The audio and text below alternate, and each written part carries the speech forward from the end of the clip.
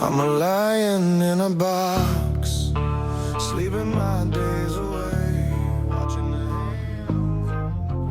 Okay. Well, welcome, guys. Welcome to the Lion's Den. I'm Scarlet. I'm Cable. And if you're listening, hope you know you're not just listening, you're joining us. We're not some big producer type thing. We're just two people who love music and want to share it with you and hope that you guys enjoy it as well. So where should we start? Let's start how we met. Yeah, so I was actually thinking about this the other day, and I was like, how did we meet? Hold on. Oh my gosh, you can't change now. What are you doing changing now? What are you talking about? Oh. I was looking for it. That's how we met. Yeah. So I do tattoos, and funny enough, he creates numbing cream. Mm-hmm. And I was like, nice to meet you. We're going to be best friends so I can use your products. Absolutely. And we figured out that we had way more interests than just tattooing, like music, our hobbies, everything. And then you started sharing me your poems. Mm-hmm. Yeah, and it was kind of interesting. I started sharing you the poetry, and then it kind of transformed into some of my songs, kind of like later on down the road. And then I remember, what song was it what was the first song you did for me? That was a while. I know. What was it though? It was your country one. Oh man, I wish I still have it. You have to have it somewhere. Or maybe I have it. I can't remember. It was old. Yeah. But then I do remember, I remember the text you sent. You're like, Please don't be mad at me. Yeah, like, don't hate me. I did a thing. And you were like, I don't hate you. This is awesome. Yeah, I was like, oh my God, how'd you do this? And so that kind of just started snowballing. We were just doing it for fun. Right. And then I sent you Slither Machine. And I took it and went. Yeah. And you made it into exactly what I saw in my head without much guidance. Yeah. Well, because that's how I read it. Yeah. And I think that's why our music works so well, because we both see it. Right. Because it's not just words on a paper to us. I feel like we actually see the notes, we see the rhythm, we see the story too. Yeah. It's like we're on the same frequency on a lot of things. It's weird. Yeah. It's weird. It's a little creepy sometimes. Because sometimes you just feel like you know what to do. Yeah. And you know what to do. But yeah, so that's pretty much how it all started. And then with how good Slither Machine was, I was kind of like, could we do something with this? Right. Because Slither Machine was so near and dear to my heart. I had been keeping it like a secret from everybody. Really? Because I was afraid of it. You shared it with me? I did. I think I even told you that. Like, I'm afraid this is going to get stolen. It is really good. Because it's so good. The lyrics go so well. It tells a really great story. It's heavy metal, but it tells a really good story. It shows the passion behind it. That's the thing. Yeah, it's heavy metal, but it's a heavy story. Yeah. Like, it's dark. Like, when I read it, I was like, you sure you sent this to the right person? Like, and it's hard because I remember you sent that to me and you were like, can you try to do that again? And I'm like, yeah, I can, but I was so nerve-wracking sending it back. Because, like, what if you hate it and you never talk to me ever again? You destroyed my dreams. You destroyed my dreams, how dare you? But no, you were like, let's do it. And then the funny thing is we started this not doing music. No. We were just going to do poetry. Yeah. And then we, like, never posted any poetry. Never. We created one. Yeah. We created two, technically. Well, and we actually have a bunch of them on the drive. We could be sharing. We need to be sharing those as well. But we've been so just in the music right now. Yeah. And things have been clicking so fast. Right. That it's I'm gonna like put my jacket on. It's like poetry kind of took a back seat. It did. Which this is poetry though. Yeah. In our eyes. Yes. I mean, songs are poetry. They're just with a melody. With right? a melody. It's easier poetry for people who can't imagine that stuff. You know? Yeah, I think so. Poetry with words that are talked out loud. It's funny because when I was getting into poetry, I naturally rhyme my stuff, and I was posting my stuff, and people are like, "Rhyming's dead," blah blah blah, you know. And all the poetry nowadays is like 3 words. a bad version of a haiku. Right. It's literally what's the thing? The 143. The Yeah. I love you. But like Yeah. that's it. It's like I don't know. I can't do that. So mm, songs it is. I like it personally. But besides writing everything and telling how we met, who are you? Gosh, where do I begin? I think me as a creative person started when I was 13. I entered a poetry contest. Which is brave for a 13-year-old. For a 13-year-old. About conservation here in Central Florida. Okay. And so you were born and raised in Florida? Yep. I was born and raised in Florida. Okay. And it was a conservation effort to replenish Lake Apopka with life, pretty much, because the farmers had like dumped a bunch of fertilizer and it killed everything. Right. So, as you say, cow fart. Right. So, and I entered it and I got first place. It was my first competition I ever entered. What made you want to write it? I think I've always been passionate about conservation and our planet and wildlife. And it was just an opportunity for me to kind of stretch my legs and see how good I was. And it was like handwritten in the old cursive and everything. So it was so pretty. Do you still have it? Oh my God, I think my mom has it somewhere. If you find it, we'll put it. Yeah, we'll put it on the screen. Post it on. Yeah. Post it up. And so what's funny is the first place prize was 2 tickets to Disney World. I'm going to Disney. I'm going to Disney. And I was 13. Who'd you take? This is a fun story. So my mom and sister, they don't like riding roller coasters or anything. They're lame. Right.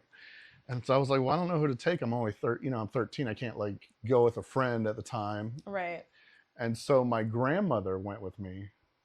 That's the coolest grandmother ever. Rode Space Mountain, Thunder Mountain, in her 60s. Love it. She was my little babysitter there and she went and she rode all the rides. And that's amazing. Yeah, she was a very adventurous woman. Can't beat that. And then now you're here writing music. Yeah. So yeah, born and raised in Florida.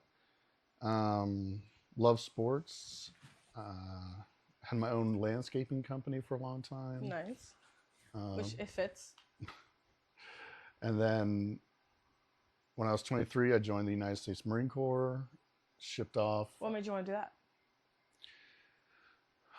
So we were at war at the time, and I was like an able-bodied young man, and I was kind of like, what am I doing?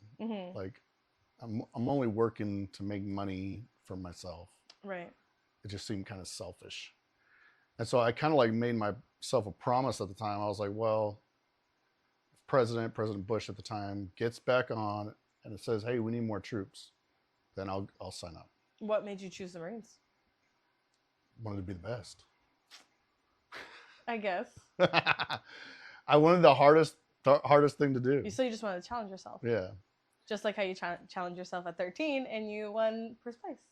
Did you write before then, or was that something that you seen and you went, I want to try it?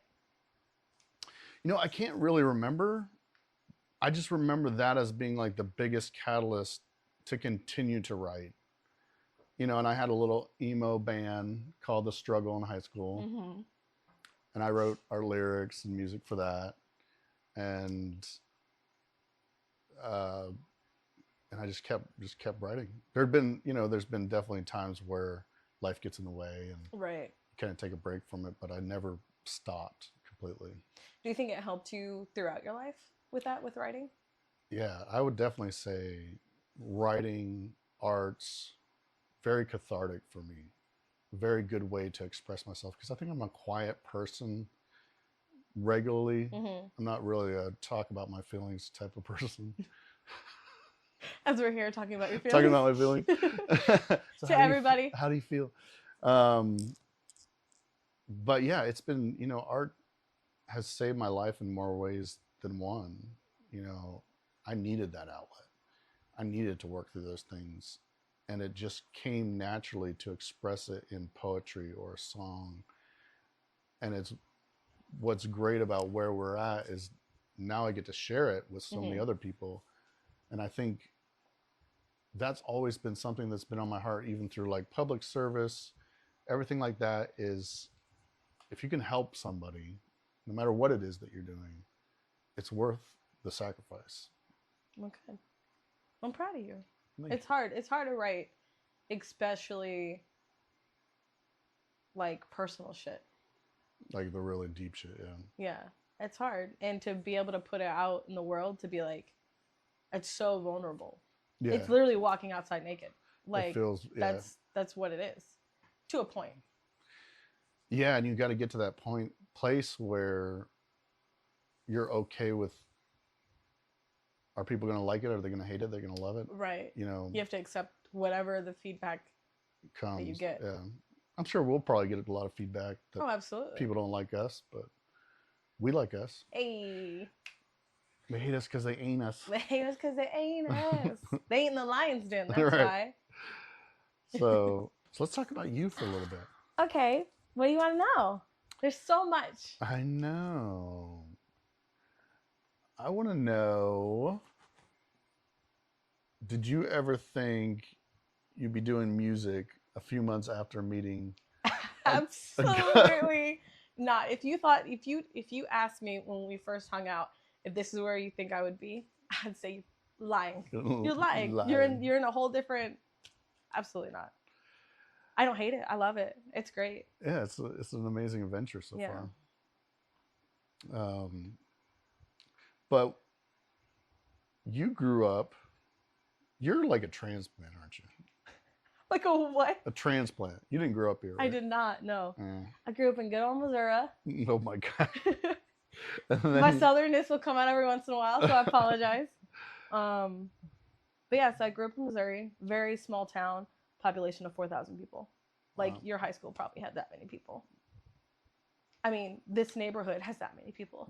And that was my town. Wow. Yeah, it was crazy.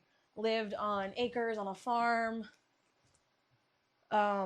Grew up doing theater since I was 8. So from 8 to 6, like hardcore, did like the summer, the fall, the spring. It was a community theater in college. So I wasn't really around kids my age. So I didn't do like the normal. Oh, well, I guess I did, but didn't at the same time. But like I was homeschooled, so I didn't go to high school. So I didn't have to deal with all that. So I didn't, but I had to deal with all the college stuff. Oh, yeah. So all the drama and stuff from college when, you're 16. Which, it is what it is. I didn't even know you and I had that in common. I was homeschooled. Were you really? Yeah. Were you homeschooled? Like all the way, the whole time. No way. Yeah. Huh. Yeah. That's crazy. Yeah, I was homeschooled at 3rd grade. Maybe that's why we're a bunch of nerds. Nerds. Hey, we're not homeschoolers. Okay, there's a difference. There's being homeschooled and there's being a homeschooler. We're different. No shade on homeschool. No shame. All the shame. But yeah, so I was homeschooled, so I didn't have to deal with that drama. Didn't really have that many friends because of it. I had like just my sisters outdoors and did theater. And then that kind of took a pause because what I originally wanted to do, which is funny because you're like all about nature, is I wanted to do stuff with animals. Anything and everything that had to do with animals. So I volunteered at a vet office, ended up pretty much working there. And then I worked at a tiger sanctuary.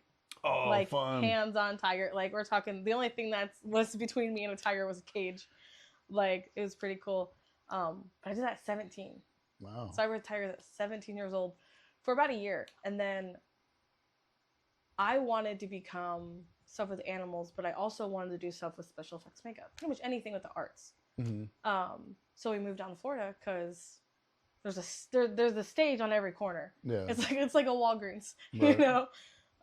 So we moved down here. So your parents moved down here for you? They did. Oh. Yeah, for me and my sisters, it was we would vacation here every summer. So we're like, why not just live down here? So at 18, we packed everything up and bounced. Wow. It was crazy. It was kind of nice. It was kind of middle finger to everybody back at home because they were like, you guys were never gonna leave. You know, everybody who lives here is stuck here, and it was just kind of like, bye. That small town you story, know, right? Exactly. I feel like Live in a people small in those town. small towns like want you to stay because they can't leave. Oh, absolutely. You know? Absolutely. Like my sister moved back up Oh, did she? because of it. I'm like, you got sucked back in. I'll visit. I'll visit, but I ain't staying. Like if you go back there, you'd be like, are we in the early 1900s? Like, you know how there's some place, like over in Claremont, how they have where you can visit like the old houses and stuff like that. Mhm. That's just where my town is. Like it looks like it never aged. Wow. It's weird. But we did like photo shoots and stuff. And my sisters were my older sister, she used to write plays. And I kind of would just like, you know, peek and listen to it, and we would come up with music videos. Oh, fun. You know, in the back we had all fun little anything that had to do with arts, pretty much, besides writing it. So I came down here, worked every theme park job you possibly could imagine, and then I fell in love with doing tattoos. Because I would draw. And how long stuff you like been doing that now? About 5 years. Wow. Yeah. So since COVID, because we were stuck, so I was like, well, I'll just start drawing because there's nothing else to do. And then I'm like, I want this on my body, you know. And tattoos nowadays are out the hoo-ha with the prices. I'm like, it'd just be cheaper to buy the stuff and teach myself. I love that spirit about you. Thanks. Like that can-do attitude. I always say, always give it a try. I'll never say no. Try anything once. I was gonna say that. I wasn't gonna say that. Didn't want to give other people ideas, but yeah. So I always, if I can, I'm going to try. Yeah. If I can't, I'll still try. I don't care. You know, Yeah. it's the Aries in us. Yeah. You know. I think I've always like jumped in with both feet on anything, and even if I didn't know how to do it, Right. I just was like, well, I'll teach myself. Exactly. I'll figure it out. And if I fail, guess what? Try Learn again. something. Try Yeah. again. Yeah, and I think failure, you know, people look at failure nowadays as something bad, but it's just Right. the process of winning eventually. Well, that's the whole thing. When we started talking, I was showing you the book that I was writing. Oh yeah, that's right. Yeah.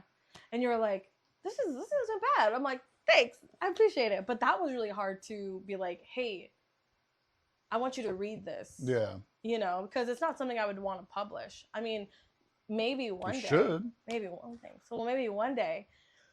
And then I remember I was sharing some of the stuff with you. And you sent me a poem. And I was like, ooh, I kind of want to write something back. And you're like, you should. I'm like, should I? I'm like, go for it. So I did. And you're like, you should do more. I'm like, okay. Exactly. So, You're and talented. thank you. I appreciate that. But now we're here. And now we're writing music. And I know, and it's crazy. It's been- so weird. and it's been so much fun. Yeah. I think this is the most fun I've had in a while. Yeah.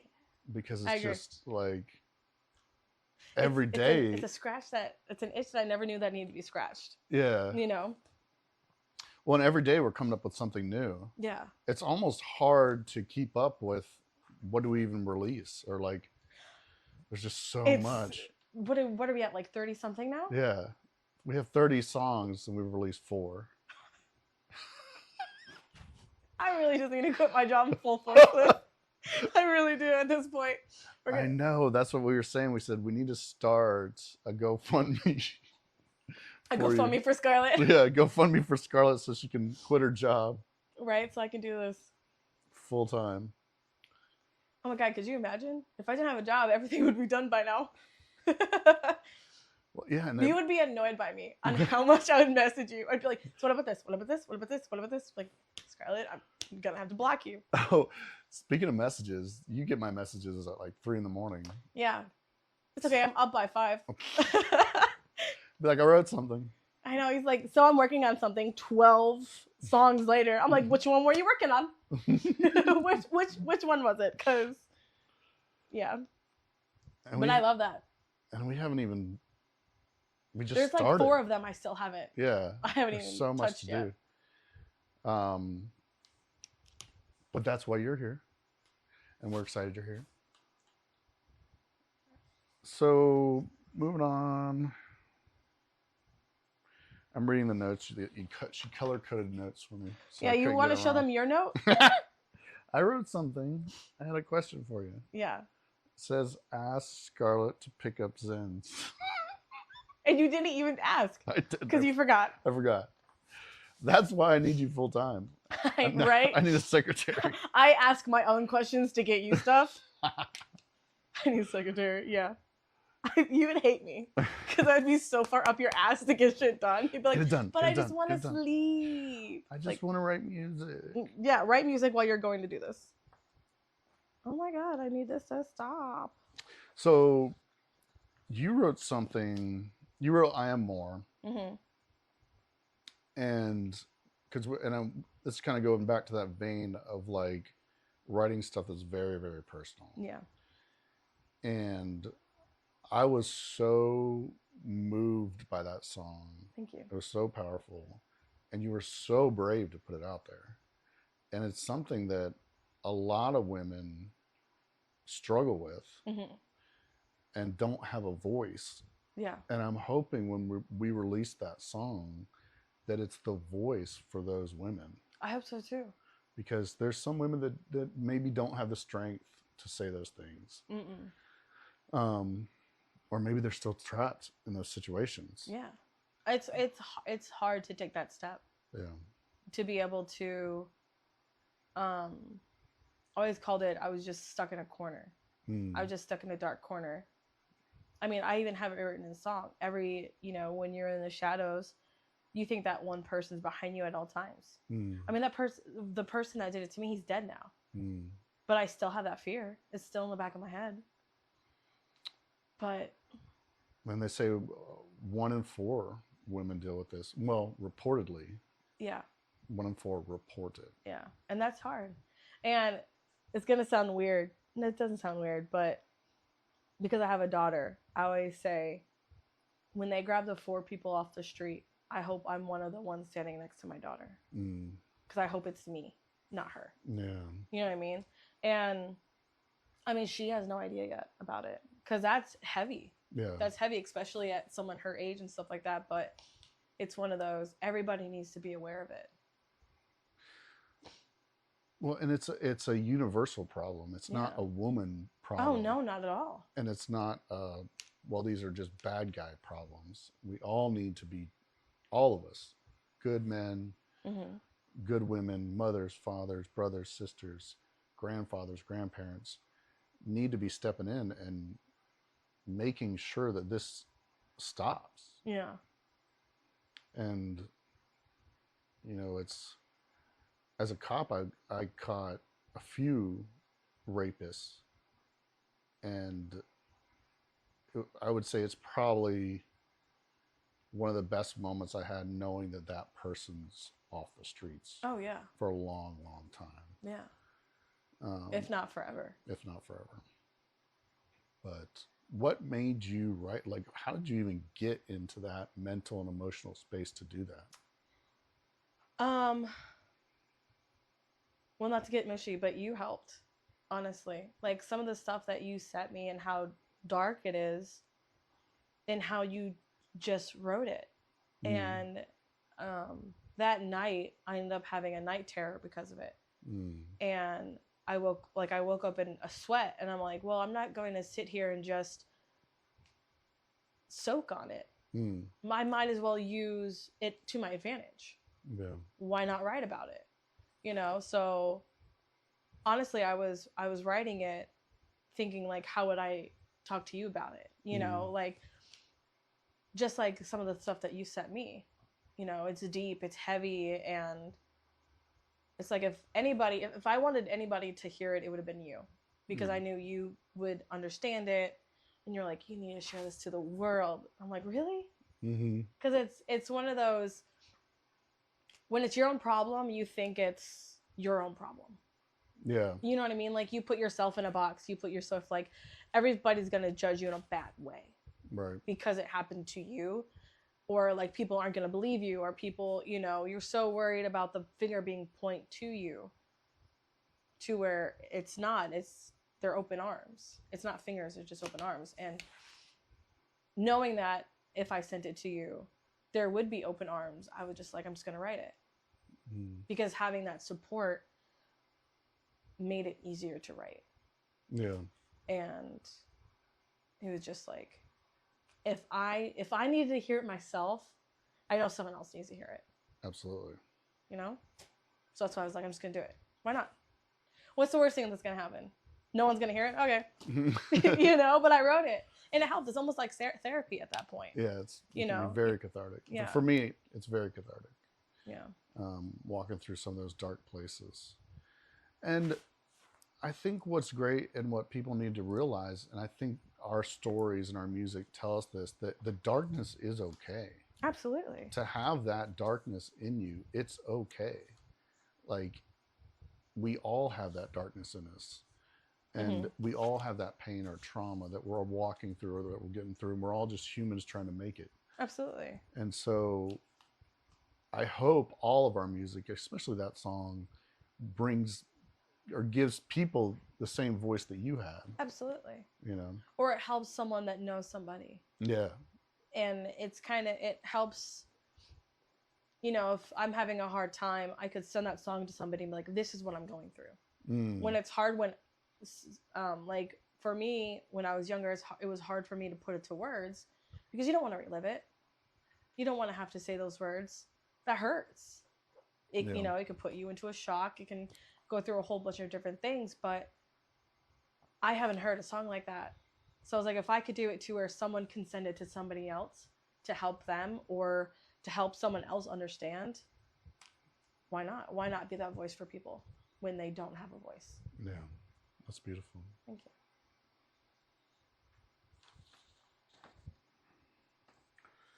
Let me read your highlighted questions. If it makes you feel better, mine are highlighted too. I didn't want them to feel left out. But with that trauma, I wanted to ask you about, does it help you? Like, with all the stuff that you've gone through and everything, is that your way of expressing yourself? Like, is that your only way? Is there other ways? I've definitely done a lot of work with my traumas and PTSD. Yeah, and I can only imagine. I've done the therapies and the groups and even checked myself into rehabs. And I've done a lot.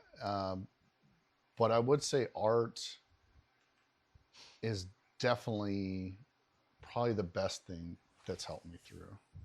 I don't think I want to discount those other things, but like I went up to Tennessee with Creative Vets to do a song, and what they do is they sit you down in a room with other songwriters, and they kind of just walk you through your story, and you write your song.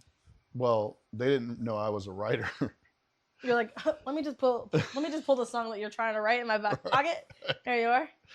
And so it was a great time. We had a great time, but I wrote 90% of the song, you know, and the lyrics and everything. And, but I think my story is kind of like your story in the sense that if somebody knew my whole story and said, wow, that guy never gave up, you know, he's still standing, he's still here. And if he can do it, I can do it. Right. And I think that's what I want my story to be about. That's what I want to inspire people to be, is don't give up. Just keep going. Mm-hmm. And one day at a time, 1 hour at a time, 1 second at a time, just don't A give step up. at a time. A step at a time. Don't give up. But yeah, I think it's good for me. But I think what's been nice about us together and meeting you is most of my music poetry was pretty dark, like, because I was still working through so much. Right. But now with you, we've got to write some really fun, bright things, you know? Yeah. Which wasn't really my MO, but I'm really enjoying it. Mm-hmm. And I didn't realize I had that side of me to share yet, you know? Right. Like we wrote, you know, a bunch of fun little emo songs and, Right. and they're happy, and they're, Mm-hmm. you know, They're silly. yeah, and they're silly and they're fun and they're funny, but they also tell like a really good deep story. Like really good. Right. You know, and so it's kind of interesting how, because of the traumas and things we've walked through, we kind of pull on that pain, Right. tell a beautiful story, but also make it fun and upbeat and happy. Absolutely. A happy ending, you know, kind of deal. Yeah. So it's reminded me of that song I wrote. The one that we can't talk about. Yeah, that one. The one we can't talk about. Can't talk My about that favorite one. Yeah. We were talking about K-pop Demon Hunter. Yes. And we were talking about the song Soda Pop. And I Yeah. said, I love the song so much. I said, but it's so dirty, but it's not at the same time. He's like, I used to write songs like that. I'm like, excuse you? He's like, yeah, this was one of my, this is the one, I've never shared it with anybody, but I thought it was funny. He sends it to me. I said, you've been keeping this from me this whole time? And then 20 minutes later, we have the song. We're jamming out to it. Oh gosh, that was. I wrote that song as almost a joke.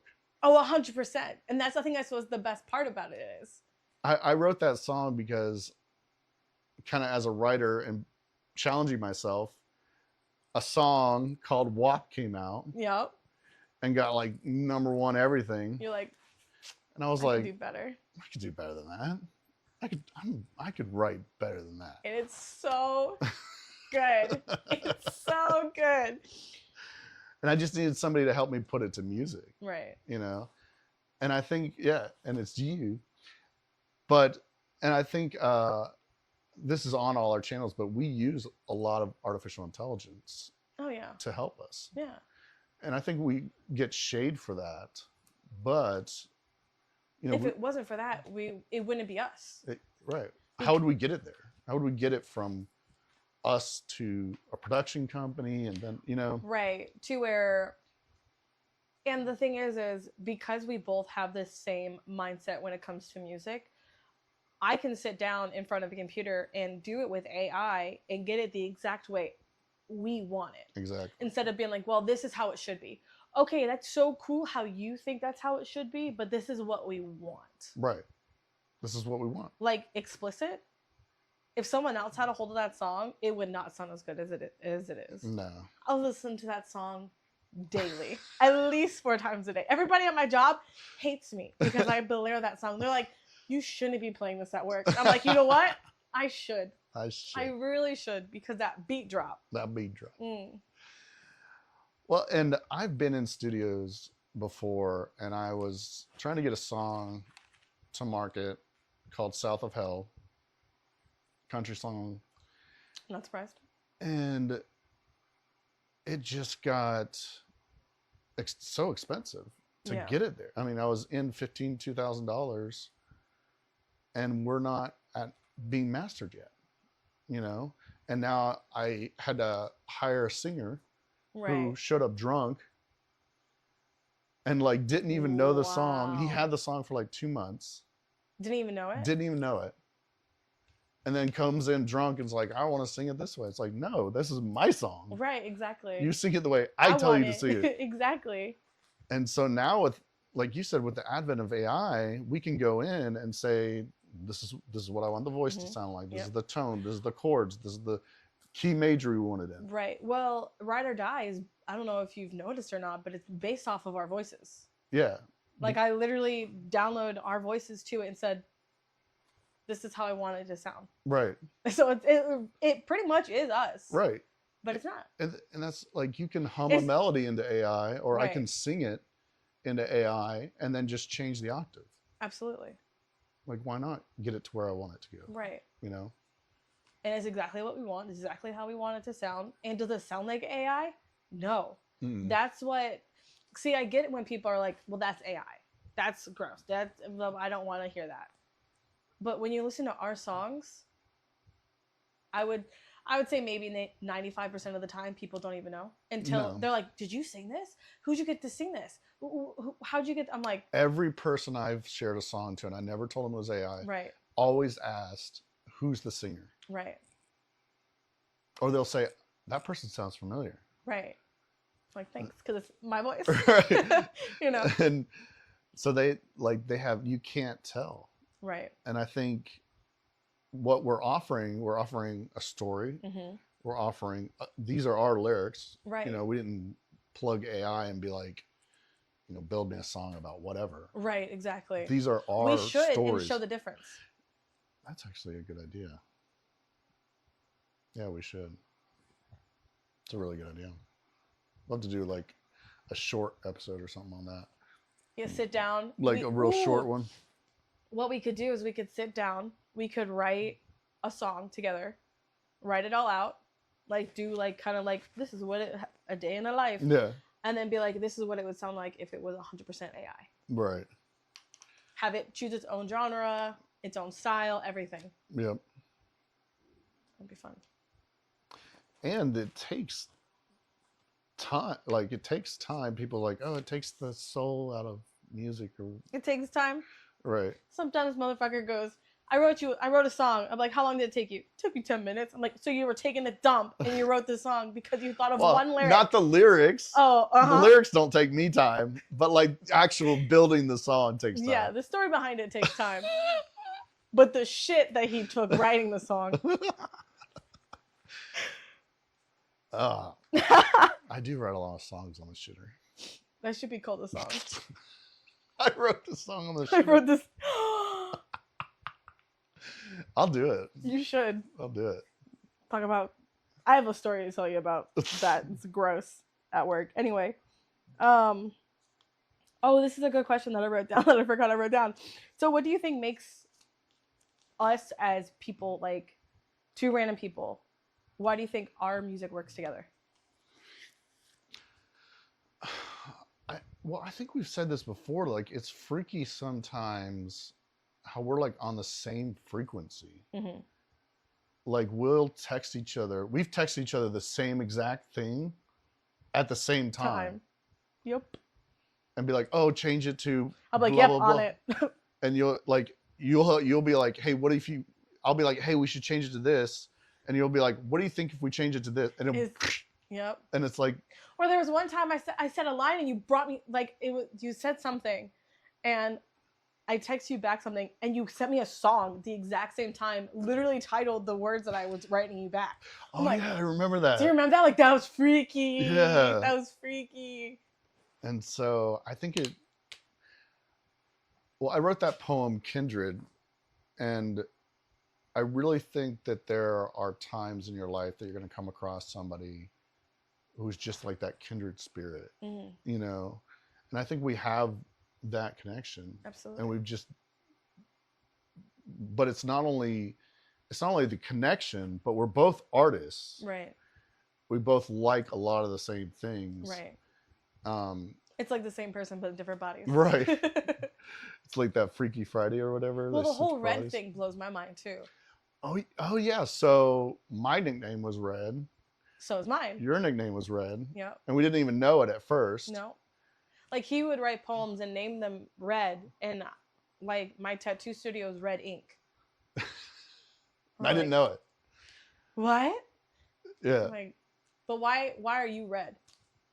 Well, originally I was Mad Red, but you know, that's. You stopped being mad. Well, I was happy. like, fuck this, red. Right. Happy red doesn't go well. Happy red. Content red. At peace with himself red. Happy with himself red. Maybe a lighter shade red. So yeah, Mad Red doesn't really go anymore. So Mad Red was my nickname. Why Mad Red? I guess because I was just crazy. But why red? Is it because anger? You think of that No, color? I think probably because my face gets flushed a lot with being blue-eyed Irish, and people think I have red hair. You have gray hair. Wah, wah, wah. I have red hair. uh, But to answer everyone else's questions, no, it does not. oh, I'll catch it. You got it. I I'm got so glad. it. I'm so glad you got it. Nothing gets over my head. My reflexes are too fast. I love that movie. You're so him. Oh my god. That would be a great role to play. I would love to do the makeup. Oh my god. I'd be like, you're gonna have to stand there for 12 hours while I draw all over you. That sounds terrible. So yeah, so I was named Mad Red, and then I just changed it to Red. Well, it works. It's like the Mhm. universe knew.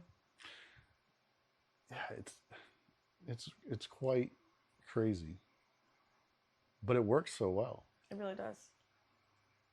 And now we're Red Lion Productions. I know. So that makes sense, right? Well, we're also Engine Heart. Yes. And why are we Engine Heart? Why are we Engine Heart? Why aren't we Engine Heart? This should be the question. But you're the one that came up with the name, not me. You're the one that was like, what about this? I said, yep. That works. Yep. I like that. So you explain, not me. What made you think we should be Engine Heart? Because even though like we use a lot of artificial intelligence, everything we write is us. It's from our heart. Yeah. It's from our pain, from our trauma. We worked through all that to get here. Just because we're using a modern tool to realize our dreams, you know, I really wanted to say, I wanted it to be blatant of what we do things and how we do things, but also kind of like, we're not hiding it. Right. And we still believe in ourselves. Absolutely. We still have, like, we're still the heart that makes the engine run. Right. So that's where I came up with it. It's beautiful. I love it. But I mean, gosh, we could go on and on about how everybody's using AI or everybody's lip syncing and just hiding it. Yeah. And all that kind of bullshit. But we don't hide it. Right.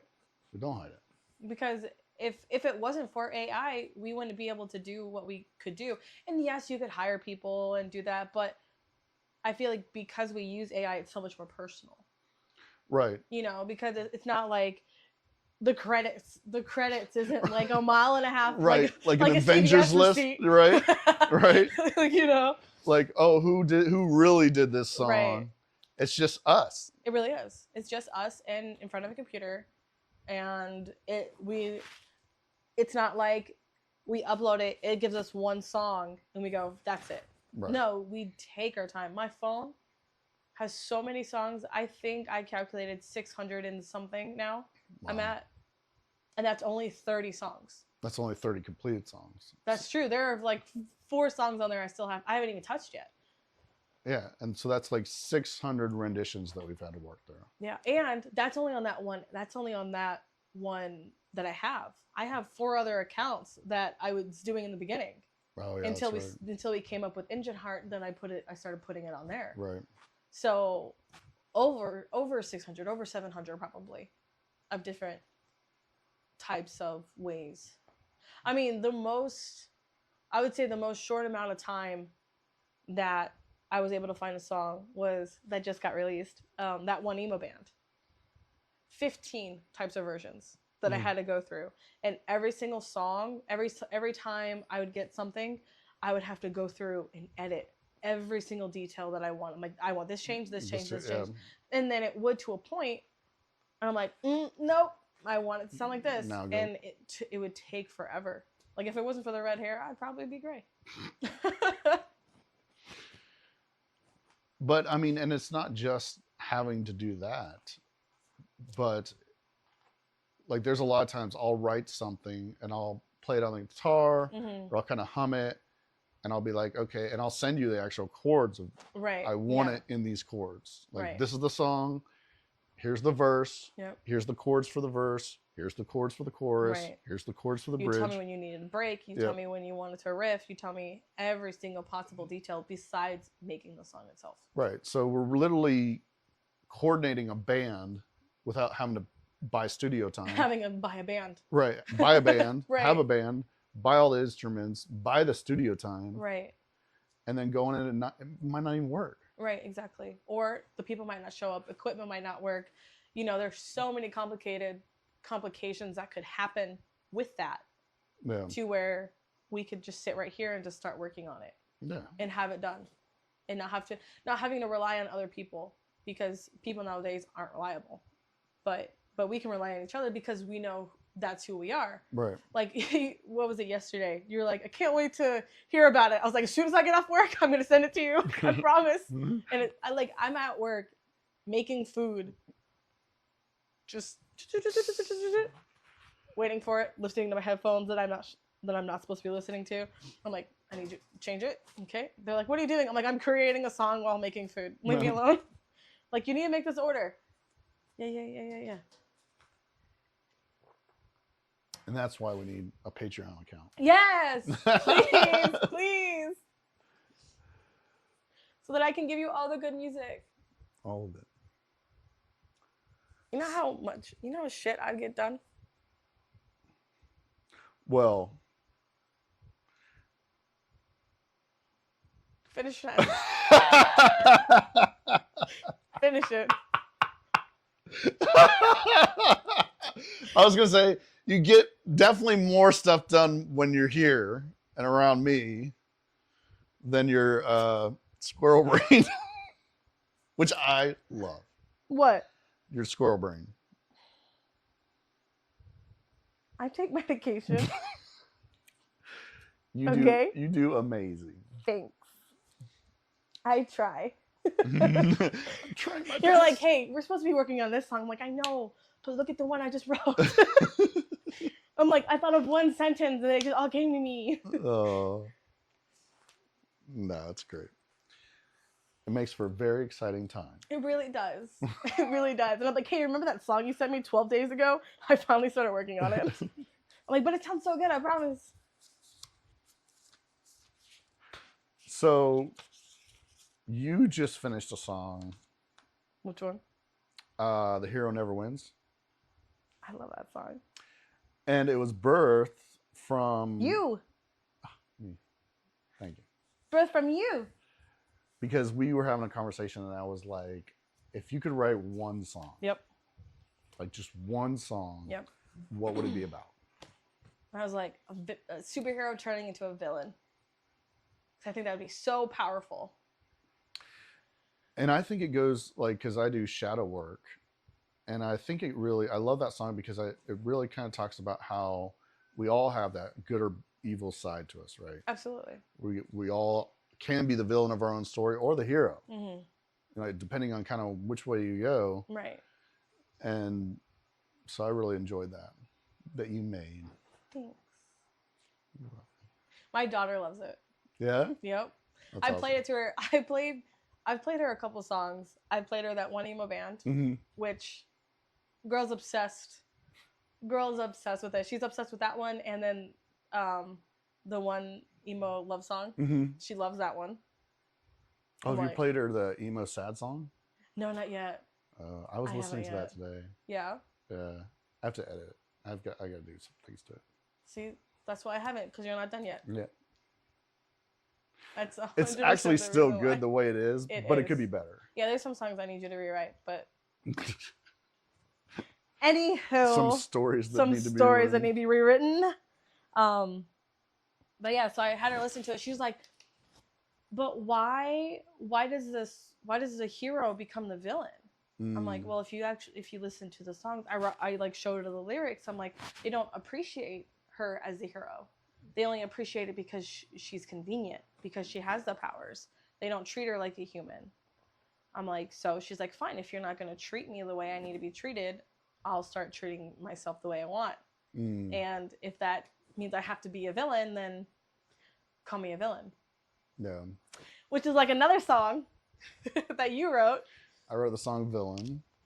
And Villain was kind of, I think, the jumping off stage to get the courage to do something like this. Like, had I not written Villain, went to Nashville, went up and written Villain, and you had maybe come into my life earlier, or maybe I hadn't done it, I don't know if I would have had the courage, not necessarily the courage, but the attitude to like be like, yo, we could do this.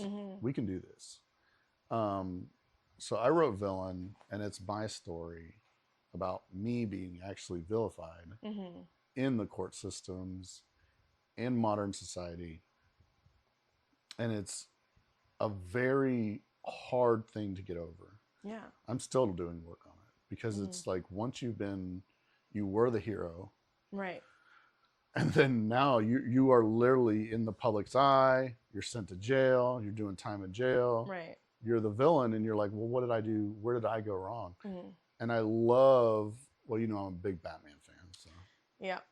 And I love when Harvey Dent says, either die the hero or live long enough to see yourself become a villain. Yeah. And that's what happened to me. I just lived too long. You just lived too long. I mean, I tried to die a couple times, but how many? Is that 5? yeah, Right? You got 2 more. You're just a cat. Didn't work. You're just a cat. You have 2 more lives.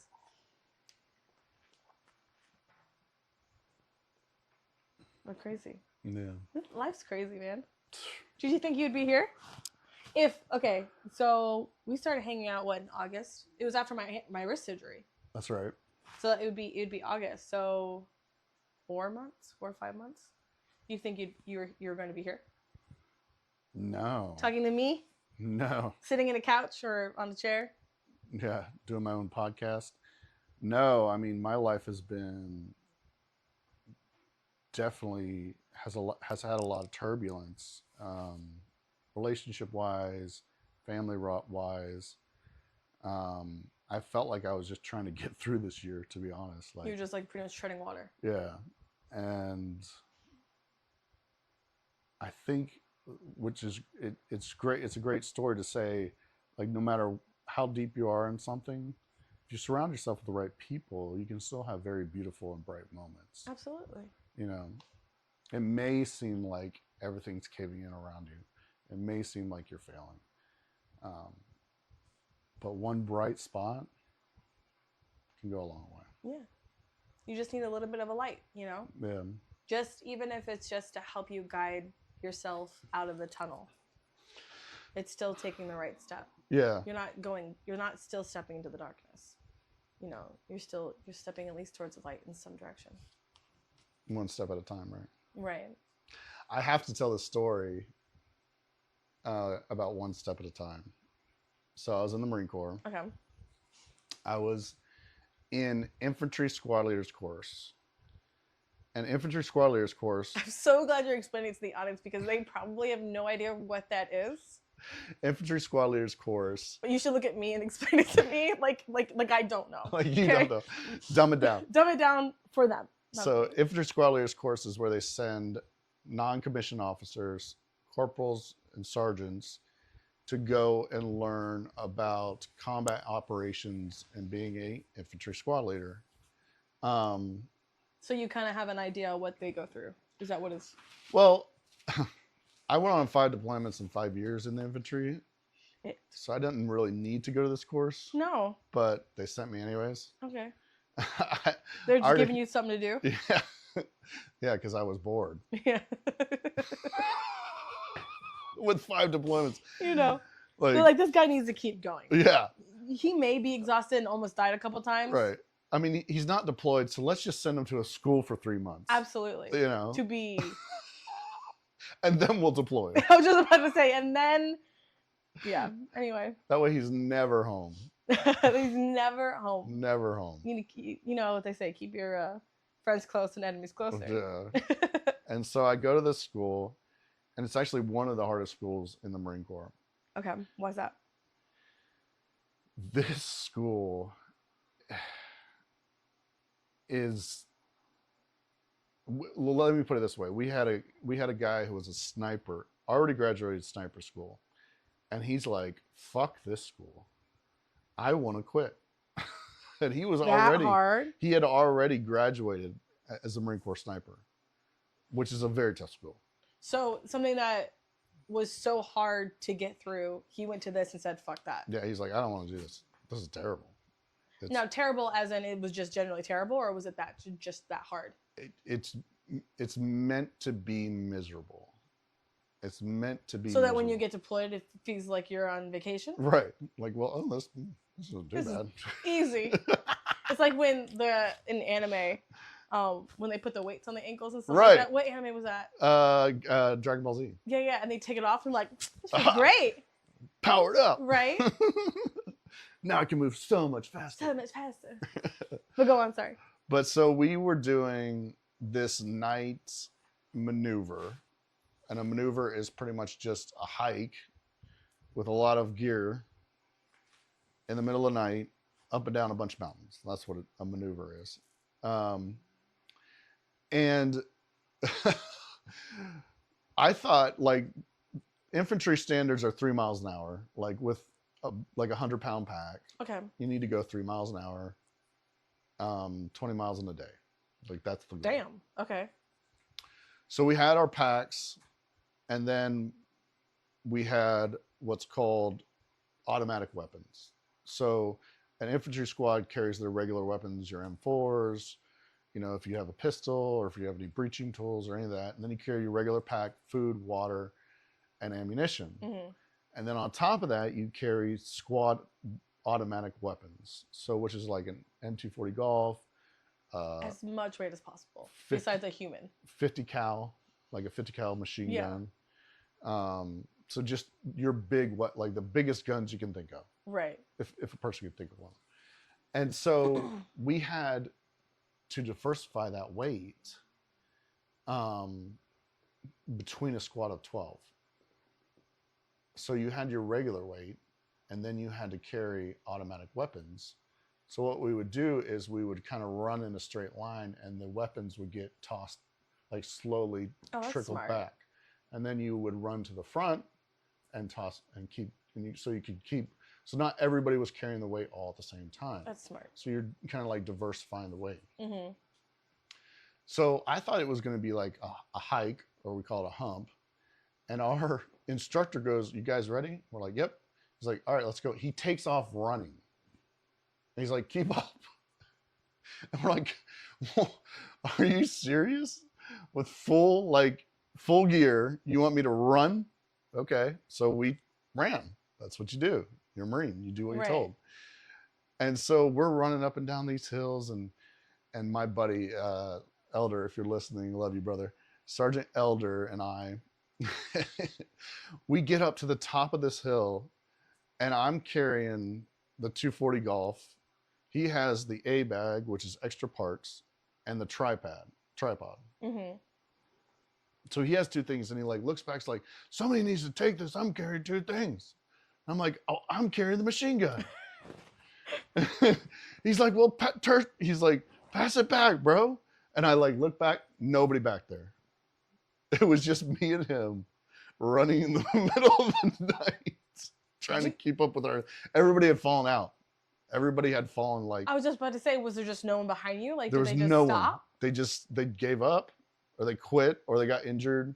So y'all think you had people behind you to support you? You're like, nobody. "We got this. People can help us." Right. And then you turn Ain't around, and you're like, nobody there. And so you wanna switch? we're literally at the top of the hill, and I'm like, "Bro, it's just me and you." He's like, "What the?" He's like, he turns around, he's like, "What?" He's like, "Where the fuck is everybody?" I was like, "I don't know." I was like, "Where's the instructor?" And he's like, "I don't know." Okay, did he run so far ahead? Yeah. You guys didn't catch up? Right. He so was y'all gone. were just like, looks like we camping here tonight. I was like, "Well, he's like, what do you want to do? I was like, well, let's just keep heading that way. And so I was like, hopefully we'll run into somebody.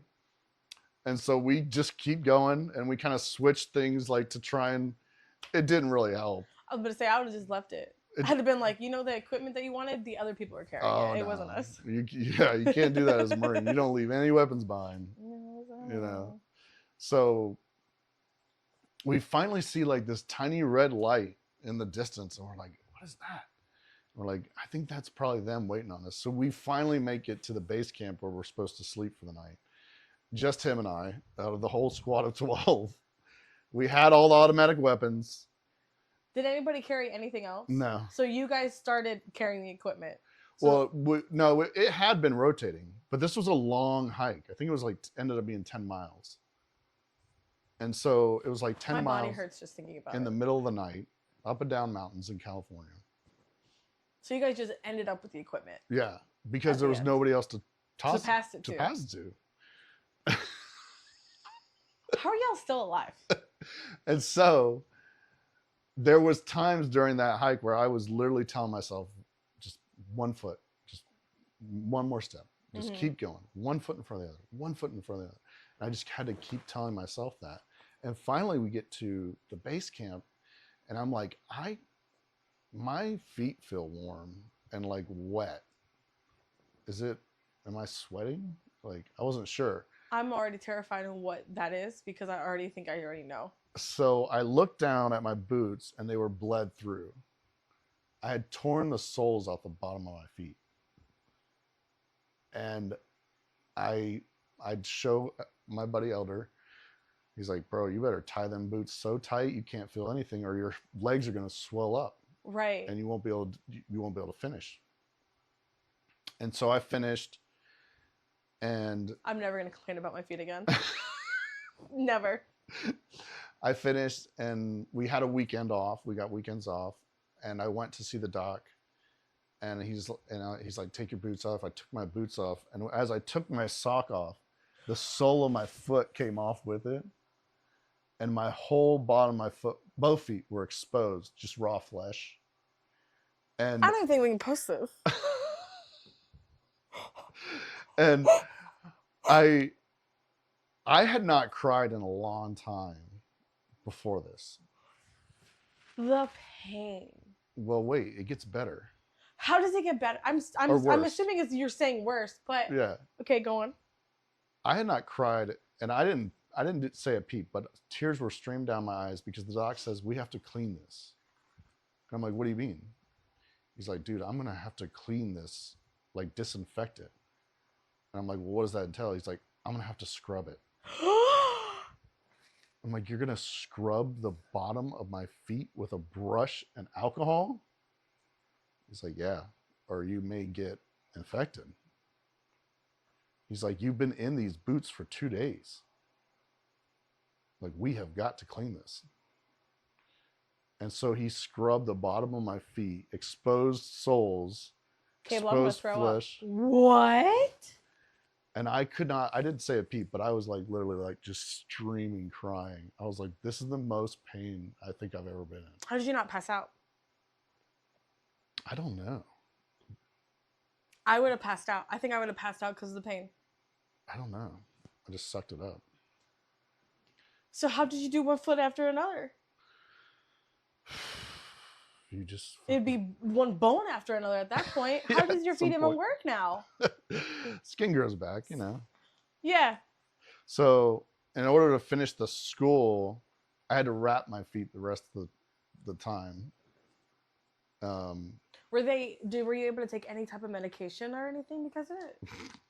So they have this saying in the Marine Corps. I'm going to guess no since you laughed. No, they have this saying like, drink water and take Motrin. So we got Motrin.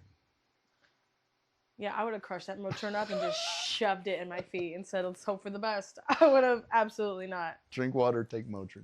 Drink water, take Motrin. How about drink water and shove it up your ass? Like, the fuck? So I say all that to say, like, literally, I've had to put 1 foot in front of the other to get where I wanted to go. To get where I had to go. Mm-hmm. And look at you now. And look at me now. but also emotionally, you gotta put that same spiritually, emotionally mindset. Sometimes it's just literally one step at a time. Excuse me. Okay, I have a question for you. Mm-hmm.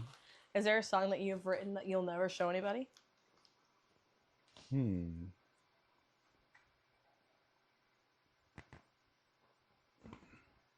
I think perhaps.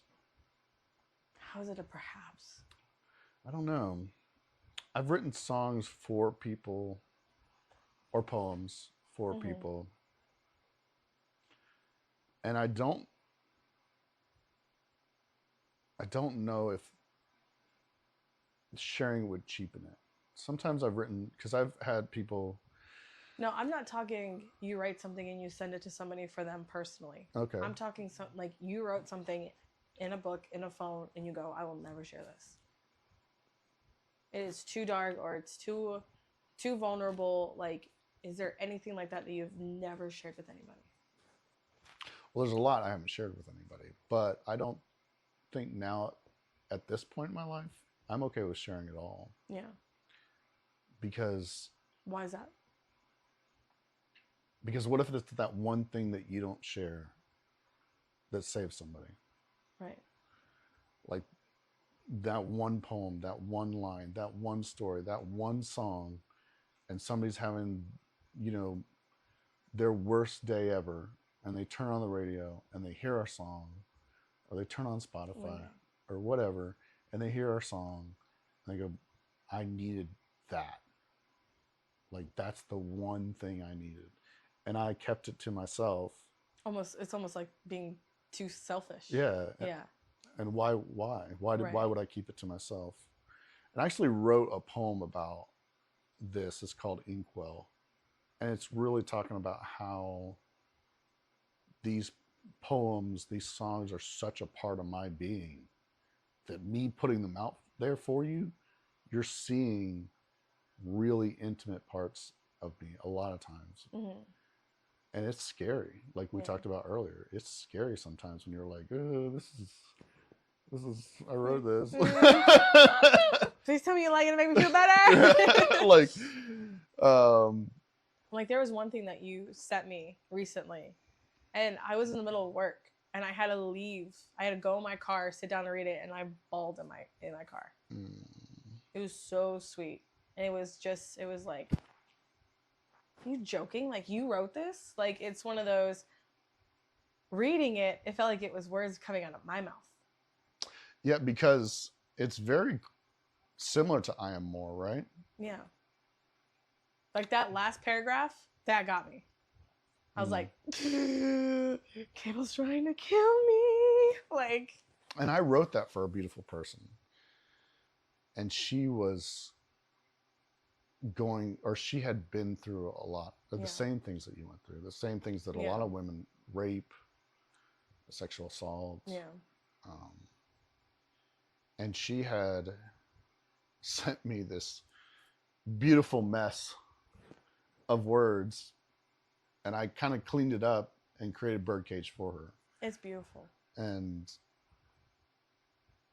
I actually like that one. Sometimes when people send me just like a word vomit. I love that. They're like, blah!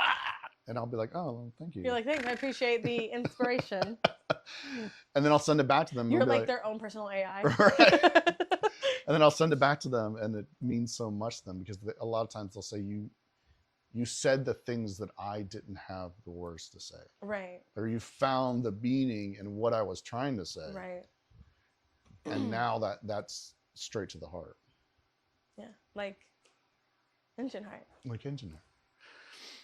Or stab to the heart. Like you wrote that one. I did. That one's also a deep song. That one was fun. That one I wrote that in rage. Fun little fact. I wrote that in pure rage. I had a huge fight with my ex.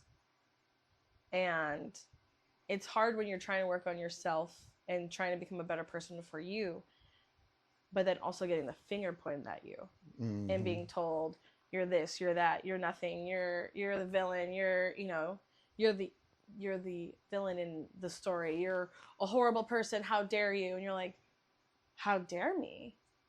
I'm doing it for me. Like, I understand you have your life, I have mine, but I have to live my life. Yeah. Because I'm not going to sit down and just be a robot. Right. I'm like, okay, cool. You like the thing that I wrote saying, I might be a villain in your story, but I'm the hero in mine. I love that. Love that. And that line, that's what started the whole song. I love that little whisper in the middle, but we'll have to see later. My favorite. That's actually my voice. But it's transferred into the AI voice, but that's actually me whispering. Whispers. Well, and I mean, I don't know if it's anybody's voice nowadays with like auto-tune and all that. Oh, no. Like, I mean, I just saw an article. We should record one of just us. Right. I think that would be fun. And auto-tune it? Absolutely not. Pure wrong. Be like, see, this is why we choose AI. We cannot hit these notes. We can't. We can try. We can try. We do our best. We do our best. That should be the title of the song. We do our best. We did our best. Everything is like off tuned. You know, the beats off. I bet you, like, how funny would it be if we just like did like the music's like killer, and we just terrible kill it, and we kill it. Kill it. It's called killing it. It's called. And this is how we write our songs. We say one sentence, and then we both leave. Right. And then I go home, you go home, and then we both like. So I wrote a song. So did I. Or we kind of challenge each other. Sometimes we'll be like, oh, like the Christmas songs we just released. That's true. We're like, you write a Christmas song and I'll write a Christmas song. Let's see how like diverse they are. They're insanely diverse. Yeah, total polar opposites. It's funny. But I think it also is so good because it shows kind of a testament to our talent and why we work so good together. Right. So you wrote ho ho ho. Yep, sure did. The last word spelled different. So, you know, there's an E at the last one. And I wrote a very dreary Cable Christmas, which is a very dreary song. And mine's very upbeat and kind of raunchy. Because why not? Well, because I always thought, how everybody, the joke of Santa has his little ho-ho-hos. Right. I was like, just make it. Let's make it. Let's make it. Yeah. Because what we were doing, were we listening to Christmas music? And I was like, I want to write Christmas music. And you're like, let's do it. Let's see what we got. Yeah. And I was like, okay, I wrote mine. And you're like, I wrote mine. Like, cool. Yeah. Like competition. Yeah, exactly. We've done that a couple times. We did it at the Christmas songs. Oh, we did it at the raunchy songs. Which you're gonna redo. Yeah, I gotta redo mine. But the locksmith, the first song I ever wrote. Do you remember? Yeah, but what did I write? You were talking about how like being the beast is locked up. Oh yeah. And you wrote like what was it? There was one sentence that you texted me and you went, I could write a song. And then 20 minutes later, I get this whole song. And I was like, ooh, I want to counter it. And you're like, okay. It took me 3 hours. It took me 3 hours. And I don't think I wrote the whole song at that point. And you're like, what are you doing? I was like, I'm still trying to do this. And you're like, come on. I'm like, I'm sorry. I didn't take a shit already. Like, I'm still trying to write one lyric that makes no sense to me. And you're like, oh. But yeah, it was locksmith. Okay. Because you were talking about how being, aggressive and stuff like that, how you had to lock it up. And I'm like, right. Well, I used to own an escape room, so I'm really good at unlocking things. Right. And I was like, I'm gonna unlock the beast. And then that's how I wrote it. That was fun. It was funny. So where do you see this taken off to? In what way? What's your 5-year plan? No. I don't want a job interview. Well, if y'all are gonna fund me, maybe this is a job interview. Maybe. The interview with Scarlet. What's your 5-year plan? I don't know. No, like, where do you see this going in like this? Where would you like to see this go in the short term?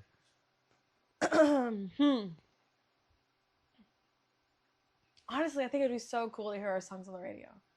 Oh yeah. I think it would be cool to get people writing us talking about our songs and how they relate to it. And honestly, I want to prove that one, AI can write music, not write music. It can help us create music. There is still a person behind the words. There is still a person behind the lyrics, and even behind the music. Like even when the beat drops, you know what I mean? Like that's not AI who's doing that. That's all us. Right. You know, like I want people to be like, oh my gosh, even though this is AI, has so much emotion behind it.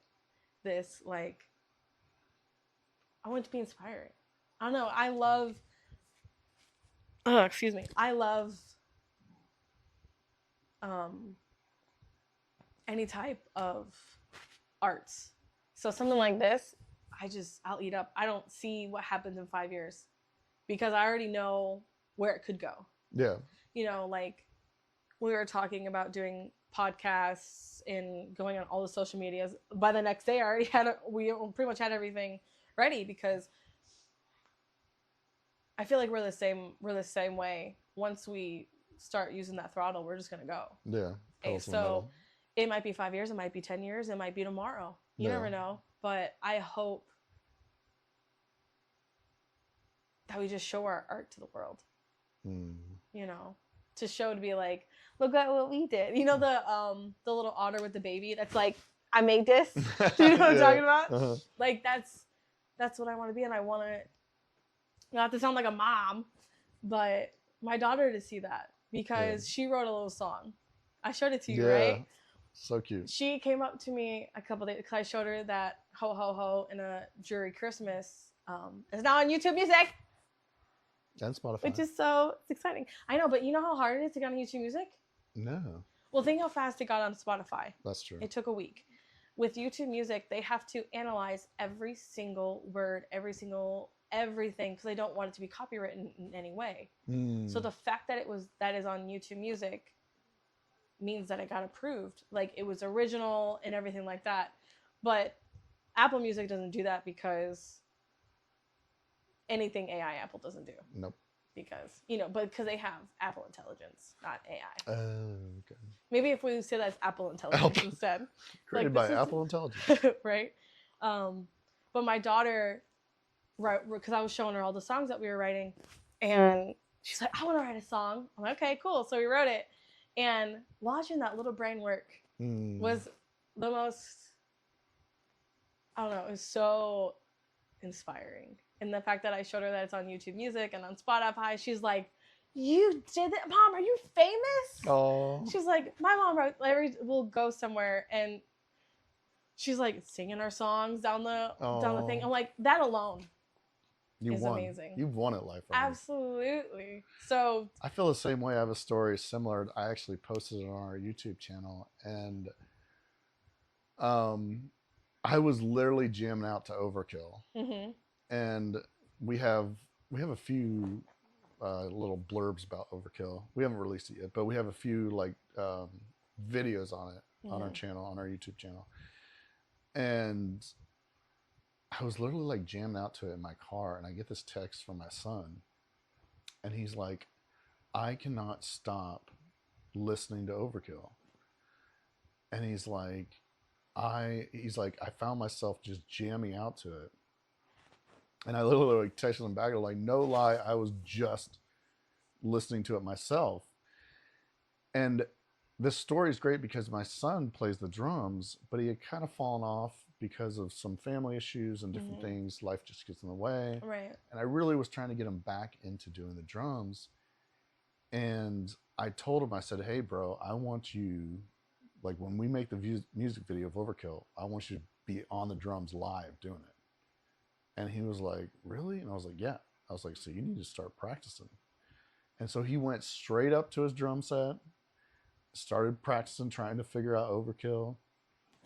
And so, you know, I share that moment with you because it's like, I feel like we've already won. Like, absolutely. That's really like, what do we see in 5 years? I'm like, I don't care what I see in 5 years anymore. Yeah, we've already won. Yeah. Like when you have your children like excited for you in life, that's such a beautiful moment. Absolutely. It really is. That's all the time we have. Thanks for joining us in the Lion's Den. Yeah. I'm Cable. And I'm Scarlet. I'm a lion in a box, sleeping my days away. We did it. We did it. Yeah. A lot longer than I expected. We have to leave right now. I know. We gotta go pick up I was at kids. the time and went, I know. I looked Oh, at my watch and I'm like, shit. crap.